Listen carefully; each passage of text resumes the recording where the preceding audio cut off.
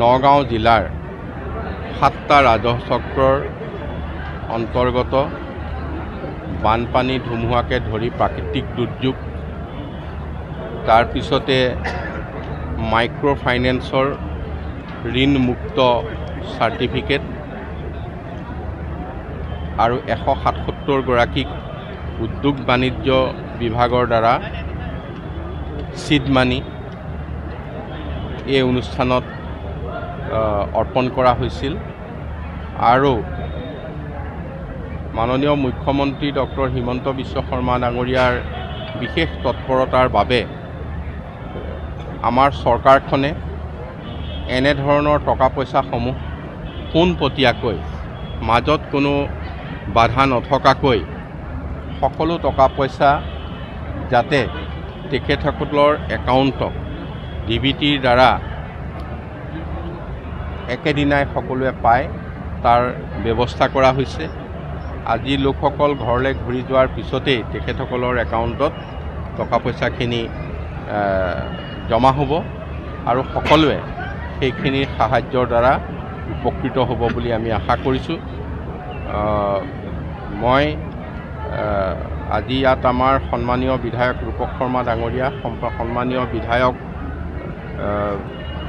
শশী দাস ডাঙৰীয়াকে ধৰি আমাৰ জিলা আয়ুক্ত আৰু বিষয়াসকল আছিল।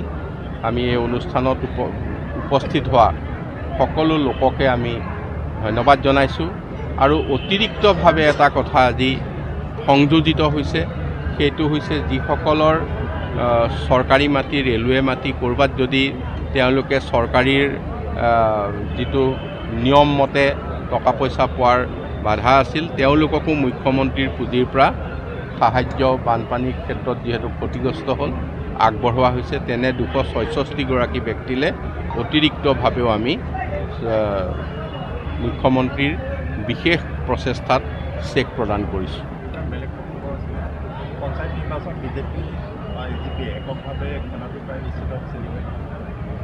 ইতিমধ্যে সেই বিষয়ে আমাৰ ভিতৰত আলোচনা বিলোচনা হৈছে আৰু পৰৱৰ্তী আলোচনা জিলা পৰ্যায়ত, সমষ্টি পৰ্যায়ত হ'ব। আমি ভাবিছোঁ এইবাৰ সমিল মিলৰ জৰিয়তেই, যিহেতু মাননীয় মুখ্যমন্ত্ৰী ডাঙৰীয়াই এই ক্ষেত্ৰত মতামত প্ৰকাশ কৰিছে, সমিল মিলৰ ক্ষেত্ৰতে আগবাঢ়িব। ডাঙৰীয়াই কৈছে যে ৰাজভৱনৰ সন্মুখত কিয় প্ৰতিবাদ কৰিব নোৱাৰিব, মুখ্যমন্ত্ৰী গাত খৰচ হৈছে বুলি কৈছে।